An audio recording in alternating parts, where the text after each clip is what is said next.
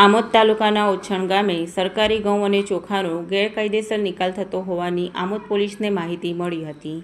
જે માહિતીના આધારે પોલીસને ઓછણ ગામ પાસે સાપાપાટિયા તરફ જતા એક ટ્રેક્ટર આવતા તેને અટકાવી ડ્રાઈવરની પૂછતાછ કરતા તે આમોદના કરેણા ગામનો ઈશ્વરભાઈ સનાભાઈ રાઠોડ હોવાનું જણાવ્યું હતું। જે ટ્રેક્ટરની ટ્રોલીમાં તપાસ કરતા 28 નંગ ચોખાની બેગ તથા ઘઉંની 19 નંગ બેગ આમ કુલ 47 નંગ બેગ મળી આવી હતી। જે કરજણના ટ્રેક્ટર તથા અનાજના માલિક ભૂપેન્દ્રભાઈ ભગુભાઈ પટેલનું હોવાનું જણાવ્યું હતું।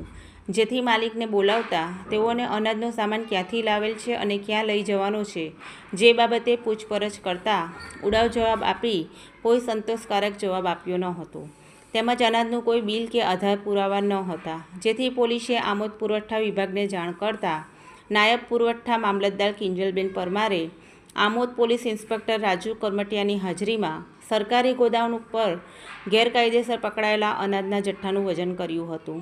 જેમાં ચોખા અને ઘઉંની કુલ 47 બેગનું વજન 2352 કિલોગ્રામ થયું હતું। જે 1 કિલોના કિંમત ₹30 લેખે કુલ ₹70,560 અનાજ સરકારી ગોડાઉનમાં સીઝ કર્યું હતું। તેમજ આમોદ પોલીસે 5 લાખનું ટ્રેક્ટર તથા ટ્રોલી કબજે ₹5,70,560નો મુદ્દામાલ વધુ તપાસ અર્થે જપ્ત કરવામાં આવ્યો હતો।